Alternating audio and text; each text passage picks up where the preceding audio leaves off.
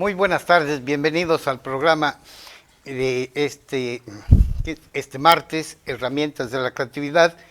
Hoy nos acompaña el maestro escritor Jesús Quintanilla Osorio, quien nos va a hablar acerca de su nuevo libro. ¿Cómo estás? Muy Un bien, muy gusto bien. saludarte, muy buenas tardes. Buenas tardes. ¿Cómo se llama el título de tu libro y de qué trata?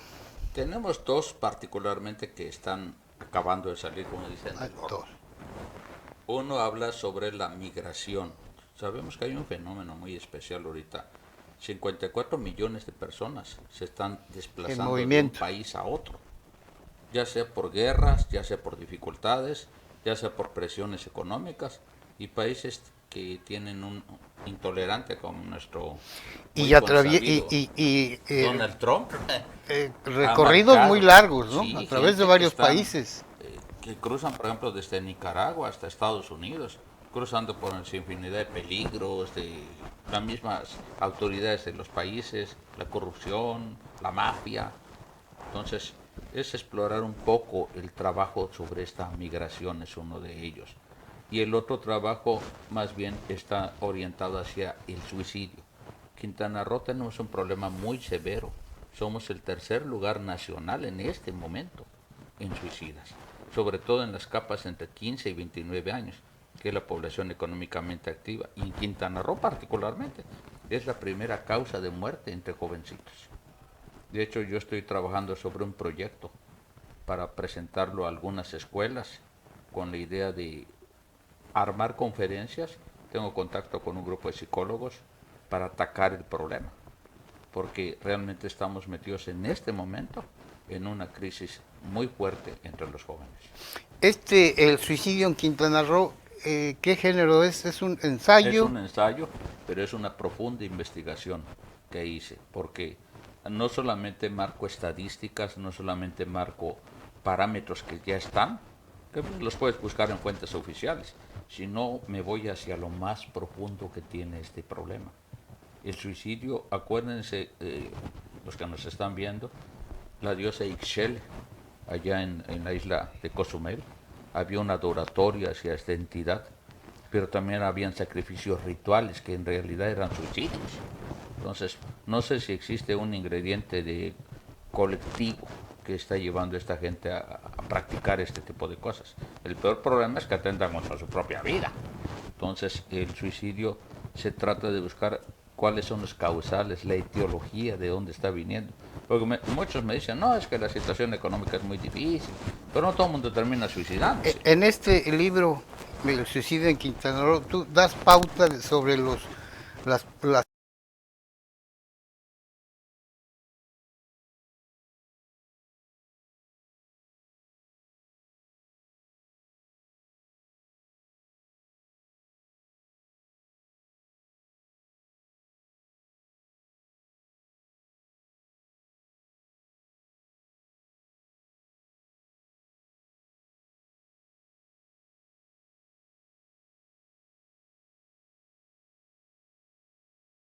Pueden aplicar los psicólogos a los niños, principalmente los jovencitos que cursan entre segunda y tercera y secundaria. Son los mayores índices que han habido problemas. Pero también tenemos problemas porque ahorita la educación cambió totalmente. Antes si mamá te daba un chanclazo, no había gran problema. ¿Qué pasa ahora? Se quejan ante derechos humanos los niños. Entonces dejó de haber una disciplina correcta. Eso hizo que los niños no tuvieran ese margen de, ¿cómo se le dice? límites. Sí, no, pero más bien el famoso margen de fracaso. Tú tienes que aprender que no siempre vas a ganar. Si mamá no te dije ir a ver al artista X, ese no es un motivo para que te cuelgues. O sea, tienes que aprender a manejar los contrapesos. Pero los medios de comunicación, tele, cine, sobre todo tele y cine, nos muestran todo es éxito, ¿no? Entonces, Todo es éxito. cuando te caes, El problema del parámetro que nos han estandarizado, porque ese es el problema, es que ahora el joven, si no tiene una carrera X, si no destaca por su físico, belleza, ese tipo de cosas, y de acuerdo a los estándares americanos, porque aquí Un mexicanito, pues no. Y que tengas un buen empleo, que Que ganes tengas un una buen carro. buena lana. ¿Cuál es la propuesta ahorita? El hedonismo, el placer por el placer. Una de las causas etiológicas más fuertes, así una etiología más intensa, es el descontento con su situación actual de los jóvenes. Y eso es preocupante porque estamos en la generación millennial y la generación Z, que es la que le sucede. Estas generaciones ya cuestionan al ambiente, cuestionan al sistema. En otras épocas eran verdades absolutas, pero creo que desde la caída del muro de Berlín empiezan a haber otros parámetros y otros límites. La gente ya protesta por la cuestión ambiental, ya protesta por los derechos humanos, y ves las protestas y muchas de ellas están representadas por jóvenes. Pero si no hay espacios para ellos, yo pienso que en Quintana Roo es uno de los problemas. Aquí no hay espacio para los jóvenes. Acá hay espacio para los que ya tenemos una edad un poco más provecta. Pero un chavito entre 15 y 29 años no tiene dónde expresarse. Si no es sumado a las filas gubernamentales o alguna conveniencia de otra clase, pero no tiene dónde expresarse. Y creo que es parte muy fuerte del problema del suicidio. Y el otro libro, ¿cuál es el título y de qué trata? Explica. Habla sobre la marginación de los migrantes. De la migración. Pienso en esto. ¿Qué estamos haciendo nosotros como mexicanos? Porque nos hemos quejado de la actitud de los Estados Unidos hacia los migrantes. Pero ¿cómo tratamos a la gente extranjera que entra a México? Igual. Somos xenófobos. Si vimos las representaciones que nos dio la televisión abierta, pudimos ver cómo los tenían encerrados ahí en Tapachula. Gentes de otros países asesinados como si fueran animales. En Quintana Roo Aquí en mismo Quintana Roo. vemos o nos ven con ojos distintos a los que somos del interior de la República. Así es. Incluso, triste decirlo, pero muchas veces Chetumal lo asocian con algo malo. Me tocó estar en un encuentro de escritores en Huastepec y me preguntan, ¿de dónde vienes? De Chetumal. ¿Chetumal? ¿Dónde queda eso? Y yo, pues los de Calima. Y yo me quedé, no me gusta el referente. ¿Por qué no me haces destacar por algo que realmente vale la pena? Bueno, este autor, nuestro invitado, Jesús Quintanilla Osorio, en toda su obra, que hasta el momento lleva 20 libros, hay de ensayo, hay de temas ajenos meramente a lo que es la narrativa, ¿no? Así es. Que es, por ejemplo, voy a leer algunos títulos que extraje del conjunto de tus trabajos. Rostro de la necesidad. Ahí hablo precisamente de eso. Hablo de la marginación de los migrantes. Hay un rostro de la necesidad en los migrantes que ellos necesitan ser representados como seres humanos. Los hemos dejado al margen del olvido. Eso es lo grave. Su necesidad va más allá de lo económico. Es la aceptación como seres humanos. Que no por ser un latino, eres un ser de otro planeta. Entonces hemos dejado descobijadas a estas gentes. Muchos huyendo de una guerra civil, muchos huyendo de sus problemas en sus países. Hay lugares como Guatemala que están controlados por grupos delincuenciales. Entonces la gente mejor termina huyendo. El Salvador. ¿Y qué encuentran en México? Una persona que los explota, una autoridad que los denigra. Entonces es muy fuerte el concepto. Prevención y control de diarreas. El caso de la Escherichia coli en Europa. Tenemos algo muy grave en el caso de Europa. Si bien es una de las zonas más potenciales en lo económico, tienen un problema serio con su salud pública. Europa no tiene agua. Por eso la mayoría de los europeos prefieren tomar vino. La verdad, cerveza o alguna otra clase de bebida, pero no agua. Esto ha dado lugar a que el Escherichia coli, que es un bicho patógeno de alto nivel, sobre todo la cepa 0157, provoque muertes muy severas por cuestiones diarreicas allá. Ahora, estos libros o estos temas te los sugirió o te los dio tu trabajo, que es en el sector salud.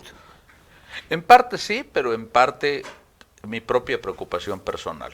Cuando yo me titulé como verificador sanitario, mi tesis versó precisamente sobre la prevención y control de diarreas. Entonces, mucho tiene que ver la educación para la salud en este ambiente.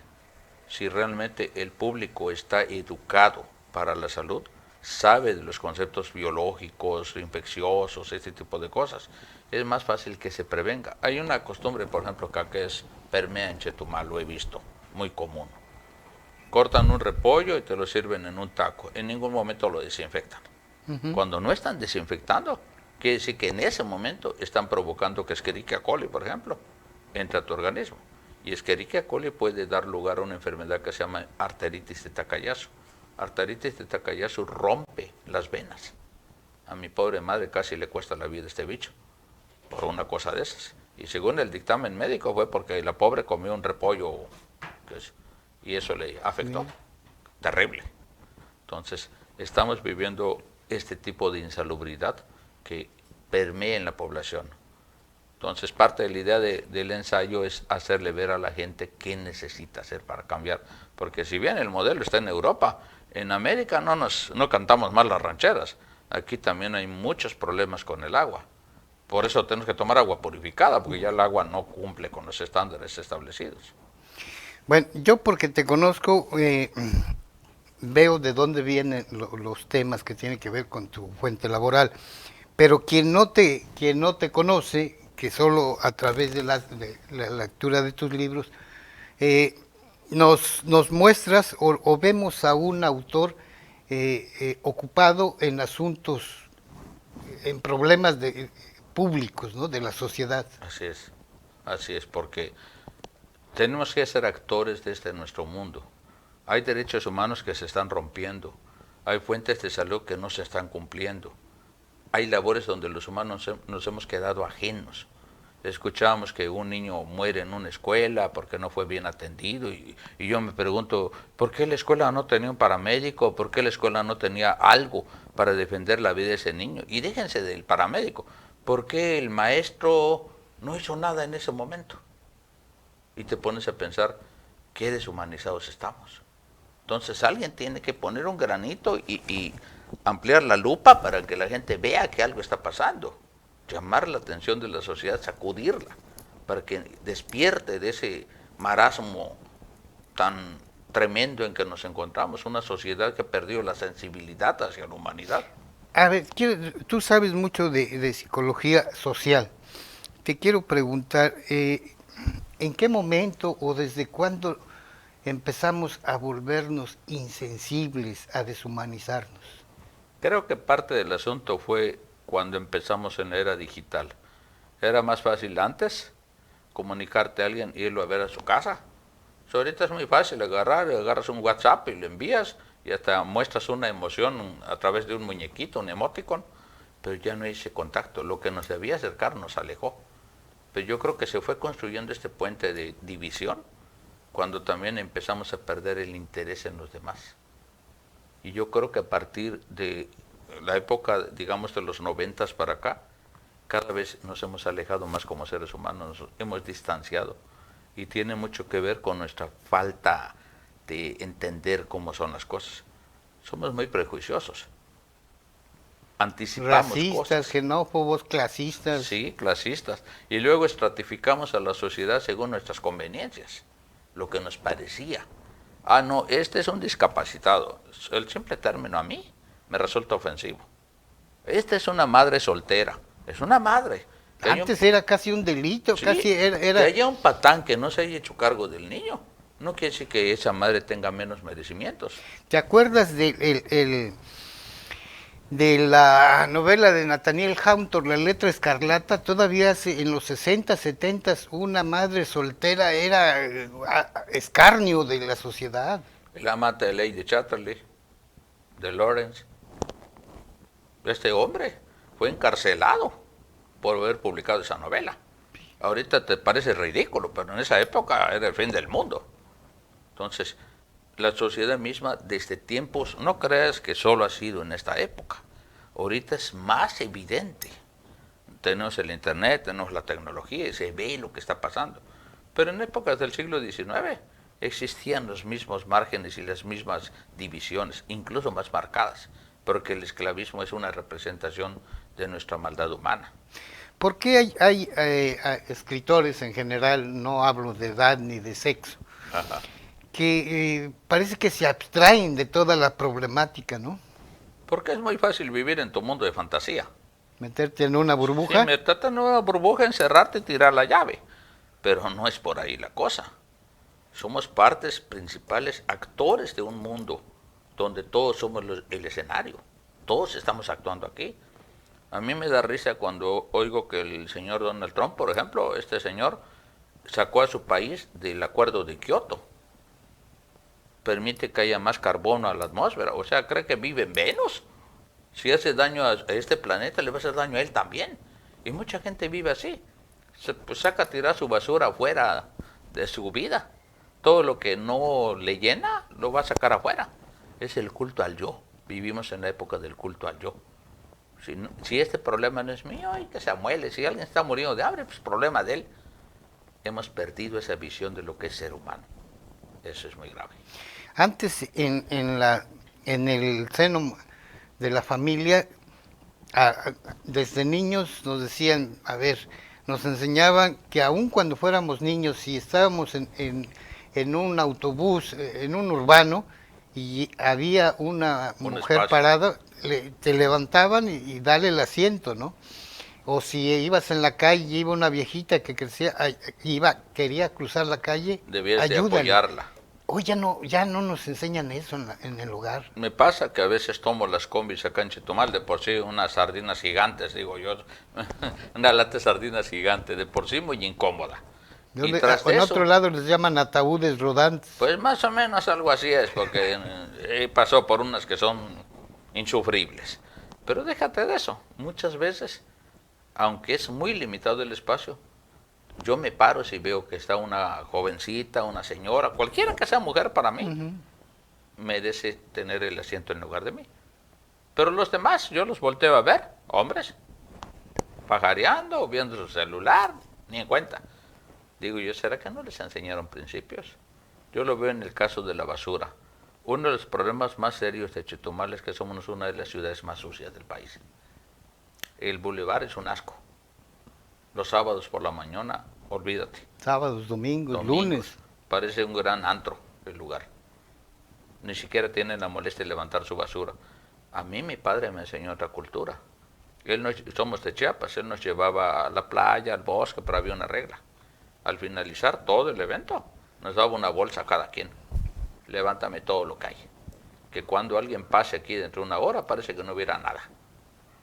Y así tú pasabas y parecía que nunca había habido alguien ahí. Tú te acercas al bulevar el sábado en la mañana, y te ha hecho un desastre. Creo que los padres no les enseñaron estas cosas a los hijos. Y estamos llegando a un momento en nuestro nivel, por eso me interesan mucho los temas ecológicos también. Estamos llegando a un momento donde realmente estamos como en aquella película, creo que la viste, ¿no? El día después de mañana. Estamos muy cerca de ahí. Existe una isla plástica que está entre Hawái y California, del tamaño de Francia, imagínate, de toda la basura plástica que estamos consumiendo. Cada humano está generando tanta basura, hasta 2 toneladas, es mucho, anuales, y estamos gastando 90 litros diarios de agua. Ya se nos acabaron las reservas de agua. Solo el 4% del agua del mundo es potable. Tan es así que es negocio vender agua. Es negocio vender agua y en el 2030, según las estimaciones, llegaremos a que va a haber una guerra por el agua. Así como ha habido una guerra por los petróleos y esas cosas. Tipo Mad Max, ¿no? Mad Max, más o menos, pero no va, eso era previsible el futuro Sí. que diseñaron ahí, porque estamos llegando a un momento en que el agua ya va a ser un artículo de lujo. Ya 15, 20 pesos puedes pagar algo de agua. Llegará el momento en que eso cueste todo tu salario. Entonces, ¿pero qué estamos haciendo los humanos? Generando más basura, consumiendo más y no siendo empáticos con los otros que están sufriendo una condición más deplorable que la nuestra. ¿Alguno de tus libros habla de esto que estás Sí, mencionando? algunas porque también dentro de mi prosa que manejo ahí trato de construir no solamente escenas normales. También recurro mucho a la ficción, me gusta mucho la ciencia ficción, pero yo también pienso que la ciencia ficción es una representación de nuestra realidad, aunque la tildemos y le pintemos cosas, como hacía García Márquez con su famoso Macondo. Macondo representaba muy bien a nuestras dictaduras totalitarias de este siglo. Pero claro, él les ponía otro nombre. A través de estas historias uno puede llegar a la población y así como hacía Jesús con sus parábolas, ilustrarte otra cosa, decirte otra cosa. El medio es el mensaje, decía Marshall McLuhan, ¿no? Así que si utilizas una forma para llegar a la población y lo entienda, ya ganaste. Bueno, si me permites, vamos a pasar nuestra conversación en el terreno de las publicaciones. Por supuesto. A nuestro invitado, a Jesús Quintanilla Osorio, se caracteriza porque todos sus libros han sido publicados en Internet, en la editorial Bubok. Así es. Háblanos algo de cuáles son las peculiaridades de publicar en una editorial de Internet. Para empezar, existe un programa de autoedición donde y es muy sencillo de manejar, donde tú subes tu material, manejas una portada que tú mismo hayas diseñado, de las previamente diseñadas por la editorial. Sí, claro, si tú quieres meterle algo más de otra cosa, ahí sí te cuesta un precio aparte. Pero si no, pues puedes recurrir a lo que está ahí. Y el cuidado de la autoedición viene en parte de ti. Pero cuando ya tú subes el material, prácticamente la editorial se encarga de distribuirlo. Tú tienes un margen de ganancia y el resto de lo que queda es para la editorial. Entonces es la manera en que esta compañía se sostiene, por supuesto. Y tiene representaciones en varios países, tiene en Portugal, tiene en Estados Unidos, en varios países está presente. Y tenemos una representación aquí en México. Esta editorial son datos que obtuve de su página oficial. Sí. Vende o coloca sus libros, en el caso de ti, en 7 países: México, Estados Unidos de Norteamérica, Argentina, Colombia, España, Francia y Portugal. En el caso de Francia, Portugal y Estados Unidos de Norteamérica, en el idioma de ellos. Traducido. Y yo te preguntaba, ¿a cargo de quién corre la traducción? Normalmente del editorial. Claro, te mandan una revisión, tú ves más o menos cómo está la cosa, pero generalmente es un trabajo de esa parte. Entonces, es una ventaja del editorial, ¿no? Es una ¿no? ventaja que tienes, por supuesto. Claro, tú mismo tienes que revisar el material, eso es parte de. Pero claro, con las artimañas que tenemos ahorita con la tecnología, puedes utilizar traductores y esas cosas. Pero es importante que pueda uno tener esas representaciones en los diferentes países, porque llegas a más gente. ¿Por qué te decidiste o qué te hizo inclinarte por publicar en esta editorial? Porque Bubok tiene una representación muy importante en España y es uno de los países más fuertes en cuanto a editoriales se refiere. Yo estudié muy bien las editoriales. Unas tienen las famosas editoriales, digamos, más antiguas. Tienen muchas limitaciones en cuanto a cómo entrar ahí, porque ya tienen autores de los que han vivido toda la vida y no se arriesgan mucho a encontrar escritores que tienen. Pero también hay tramposas. Yo caí en las manos de una editorial de España que me publicaron lanzaron una convocatoria, ¿no? Y publicaron el libro. Era para hacer una antología de poesía erótica. Bueno, yo envié uno y bueno, salió seleccionado. Y entonces publicaron el libro y me dijeron que si yo quería uno tenía que pagar nada más el envío. Sí. ¿No? Pagué el envío y nunca me enviaron los Nunca libros. te llegó. Entonces, para mí eso es un fraude. Hay que tener mucho cuidado con editoriales que no son serias. ¿Cómo verificar que en Internet una editorial sea seria? Por su historial. Tiene uno que revisar, por ejemplo, en el caso de Bubok, yo estuve viendo los diferentes libros publicados.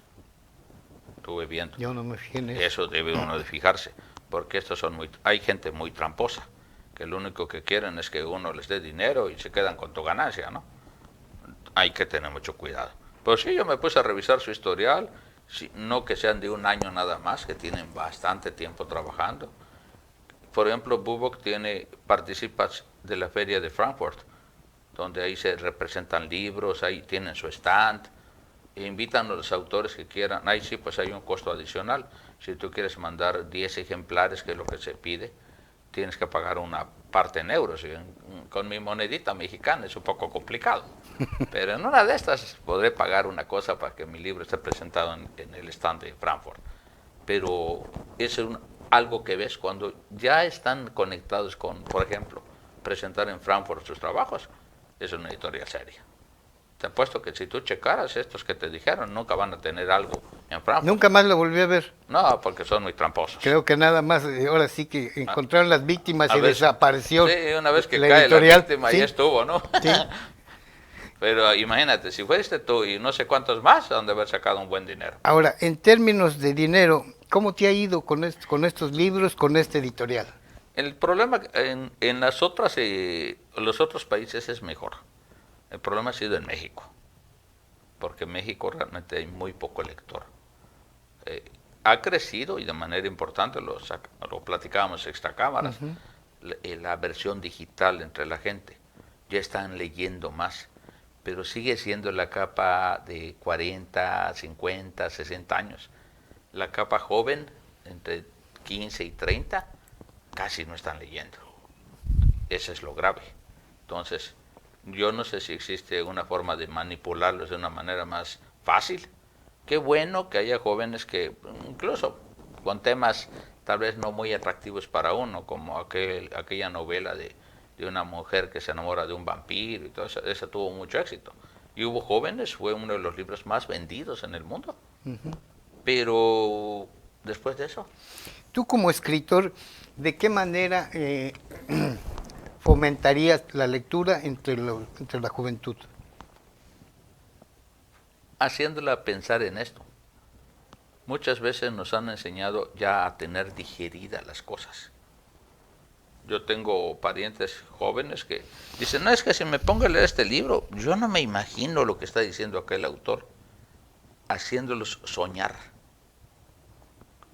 Sería interesante que en mi época, no sé si sucede ahora, pero en mi época de jovencito, me topé con participaciones de grandes escritores y de artistas.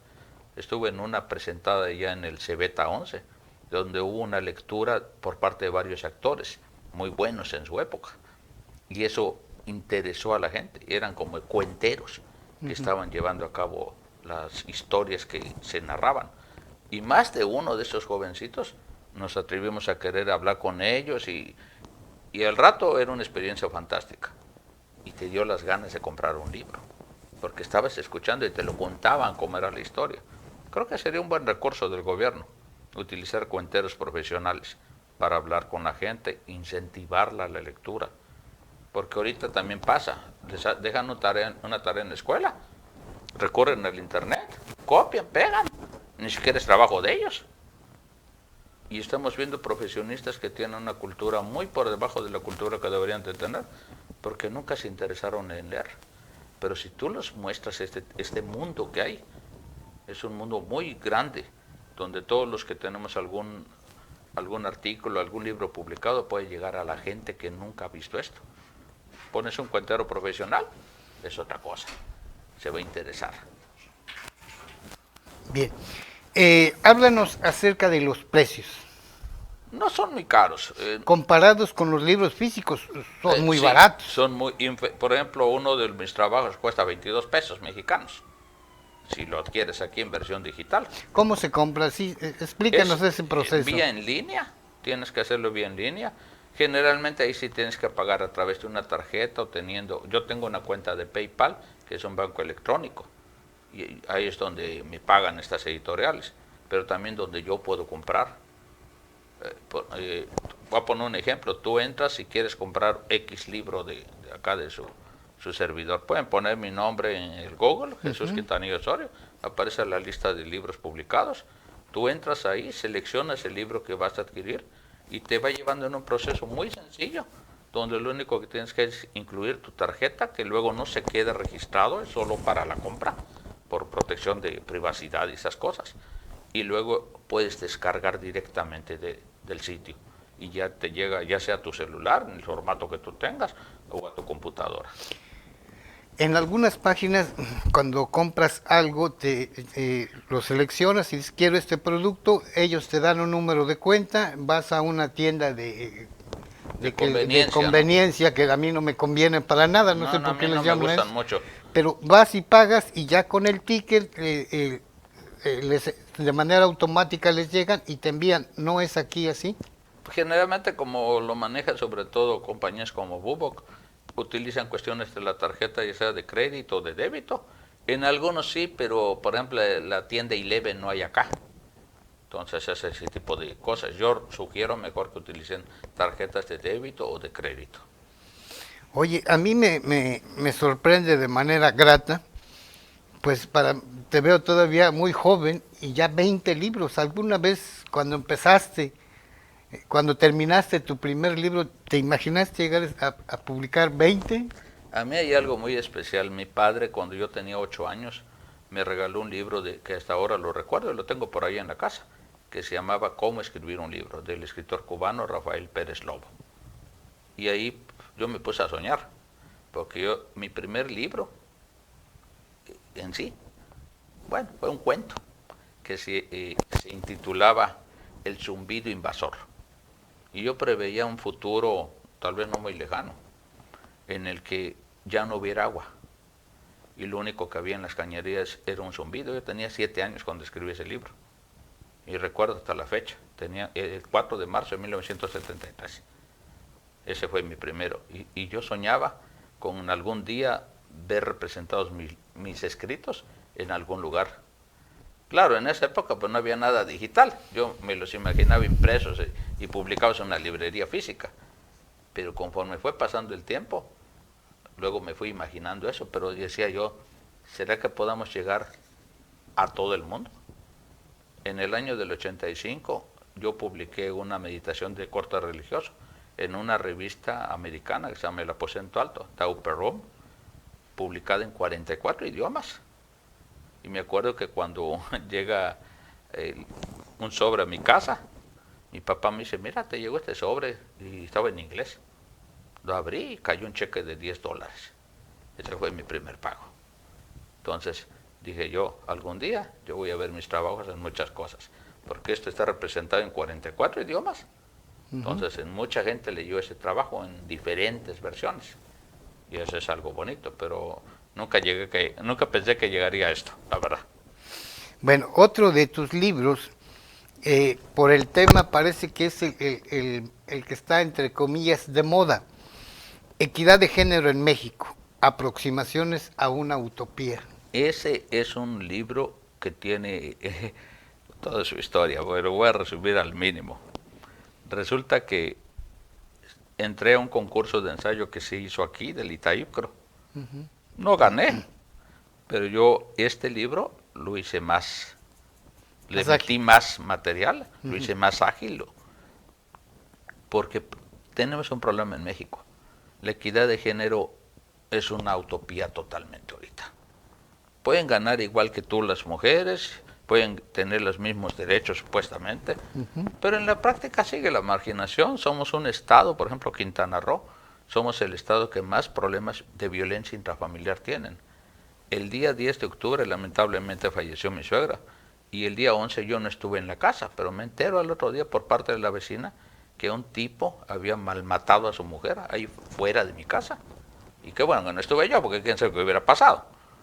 Y le fue a botar allá. No la mató bien, la malmató. La malmató y la fue a tirar a Caribe, a la colonia Caribe. Y yo dije, este infeliz, ¿cómo se atreve a hacer algo? Y además fuera de mi casa, ni siquiera eran de ahí, estaban en otro lado y no sé por qué pasó ahí la escena. Pero esa equidad de género, seguimos viviendo en una misoginia muy avanzada, muy marcada, donde al hombre se le ha enseñado que la mujer es un objeto sexual y tenemos problemas muy serios con el virus del papiloma humano. Se siguen haciendo hasta concursos de belleza femenina. Es ridículo eso, con estándares preestablecidos. Y ahí no veo que las que pugnan por una equidad de género, que luchen porque desaparezcan esto. No, es que esta es una venta de carne, es la carnicería. Carne humana. Sí, y están bajo los estándares europeizados. Que una mujer mexicana bonita, esbelta, no tiene por qué cumplir con ser de 1,80 de estatura y güera y de ojos verdes, porque no son así nuestras mujeres. Entonces no tienen por qué cumplir con esos estándares, pero eso les han impuesto, esta moda se ha impuesto. Entonces la equidad de género ha dado lugar, supuesta equidad de género, porque en la práctica no lo es así. Tenemos el virus del papiloma humano, 6 de cada 10 hombres lo están portando. Hay una alta promiscuidad sexual y muchas mujeres se están muriendo hoy por culpa del cáncer cervicuterino, porque el bicho que entra como un virus muta y se convierte en un cáncer. Y esas mujeres fallecen. Y muchos hombres, yo les digo, y se los he dicho en su cara, tú eres igual que un asesino serial, porque estás matando a una persona que estaba sana. Tú le transmitiste la enfermedad y esta persona murió a causa de lo que tú hiciste. Entonces, así que esta aproximación es una utopía, porque yo quisiera como un mundo feliz a lo Aldous Huxley, ¿no? Donde ya no existieran esas barreras entre nosotros. Hombres y mujeres somos iguales. Frente a una tumba, nadie es diferente. Todo esto que estás exponiendo está aquí en este libro. En mi libro, sí. Es ensayo. Sí, tenemos estadísticas marcadas y destacamos la labor de muchas mujeres. Hay gente que dice que la mujer es inferior en la mente al hombre. Tuve un compañero de oficina que eso me dijo una vez, y yo le dije, ¿tú sabes quién tiene el premio Nobel de Química 1903? Marie Curie, una mujer, descubridora de la radioactividad. Junto su marido también, ¿no? Sí, Pierre y Marie, no más que ella siguió porque Pierre muere en un accidente. Entonces Marie Curie es una de las grandes, talentosas mujeres que hubieron. En nuestro México, Sor Juana Inés de la Cruz, una de las más grandes poetisas, que hasta el día de hoy, literatura universal. Frida Kahlo, una gran pintora. O sea, tenemos mujeres que han realmente mostrado que tienen un valor. Pero la misma sociedad machista, secularizada, marginada, los ha dejado por ahí, en el olvido. Fíjate que ahorita que dices de eso, de que no se destaca el trabajo, las actividades de una mujer, me recuerda algo que acaba de ocurrir a Rosario Ibarra de Piedra. Le acaba de otorgar el Senado una de las preseas más altas que otorga el Congreso de la Unión, la medalla Belisario Domínguez, y se nos olvida que no solamente fue 2 veces candidata a la presidencia de la República, sino que además también durante muchos años fue la cabeza visible del grupo Eureka, que andaba en busca de desaparecidos. Sí, los famosos, después, ¿te acuerdas? Después del 68. Yo tengo un libro publicado en internet, pero este libro está gratis.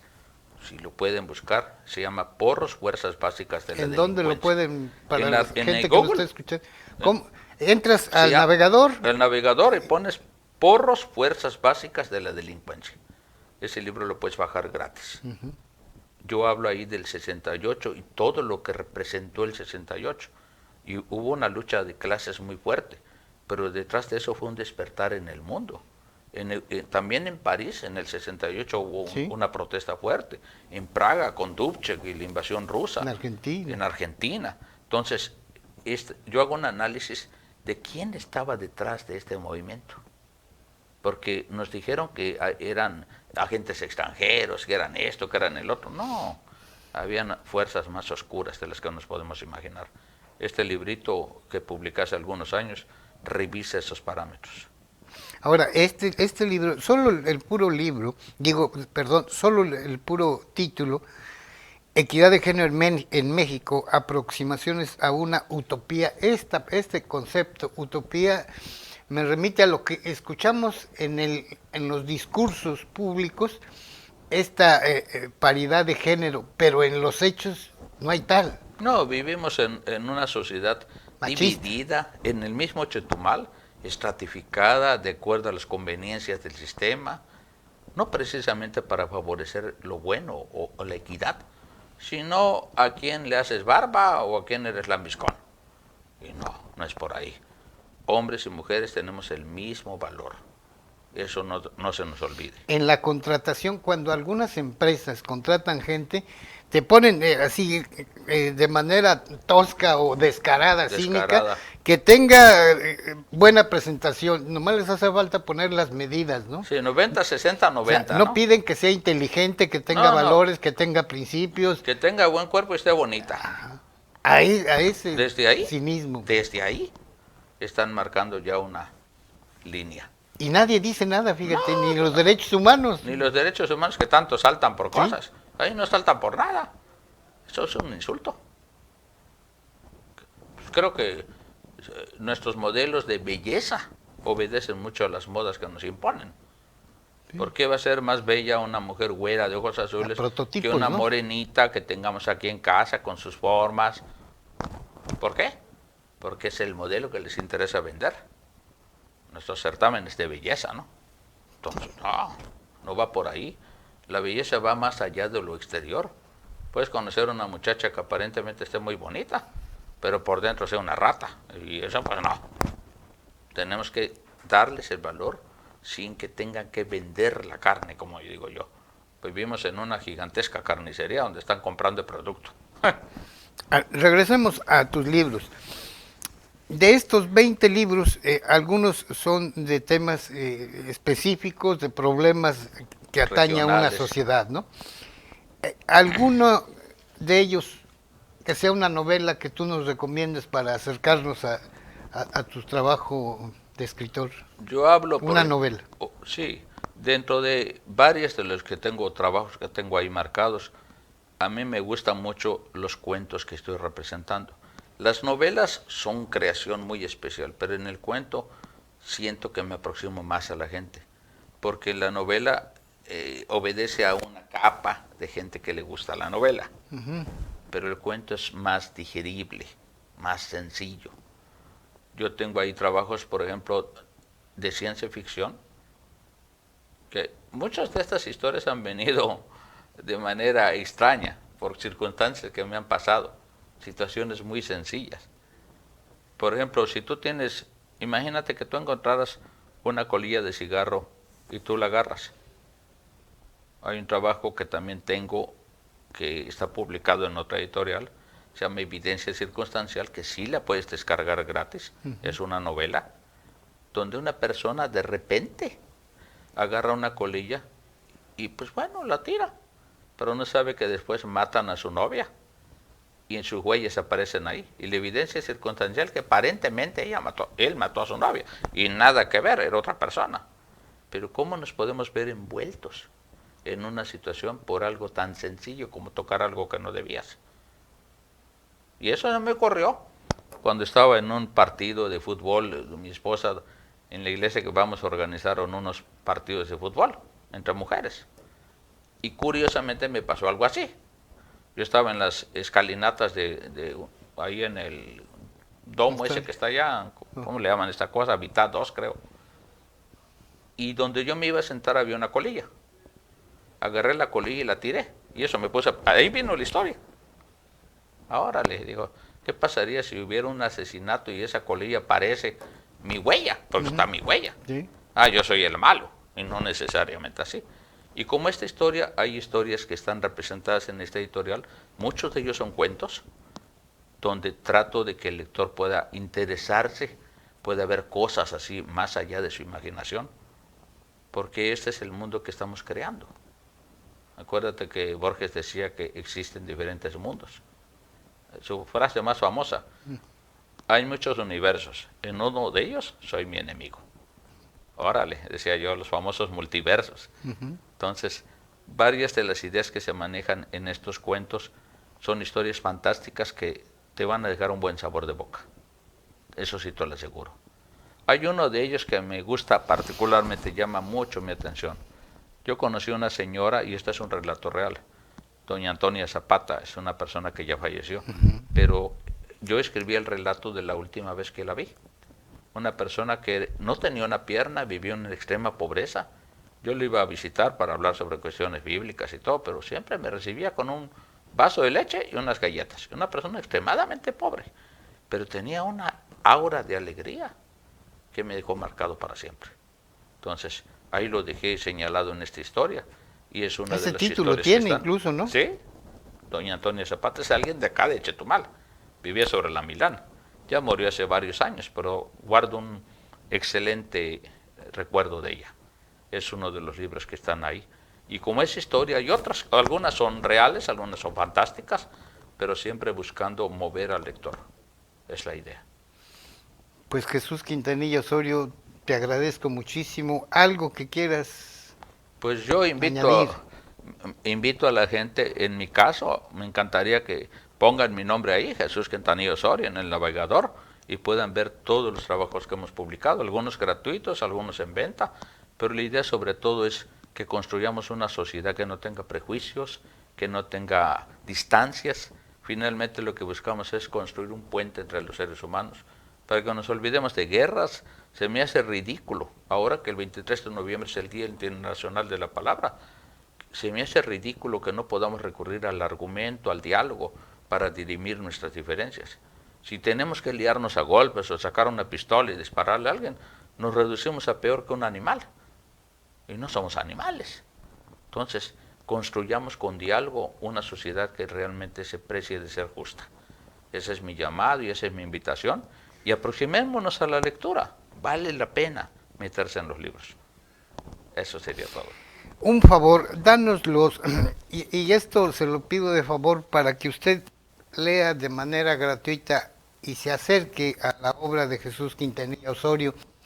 Tienes una novela que la pueden descargar gratis. Recuérdanos el título, por favor. Tenemos varias. Una se llama Humanos Sintéticos. Anda, Esa es una obra de ciencia ficción que se y está descarga. basada en la ingeniería genética. Humanos Sintéticos.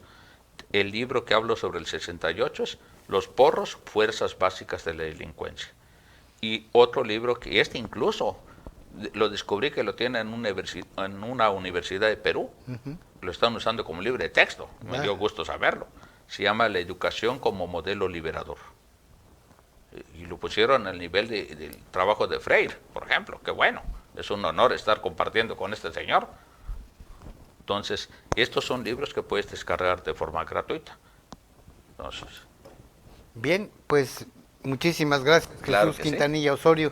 Te agradezco que nos hayas compartido pues tus experiencias, que hayas comentado libros y que nos hayas informado que quien tiene libros para publicar, pues están las editoriales en Así internet, que a uno como lector nos beneficia porque son más baratos en comparación con los libros físicos. Así es. Y la otra ventaja es que son libros que se descargan en internet y pues usted los puede leer en su libro, en su tablet, ¿no? Cuando Sí, anda de viaje, su iPad. en donde ande, los puede, Así ¿no? es. Sin que Así se es. maltrate el libro físico. Muchísimas gracias, Jesús Quintanilla Osorio. Claro que sí. Muchísimas gracias al equipo de producción, gracias a las personas que estuvieron viendo este programa Herramientas de la Creatividad.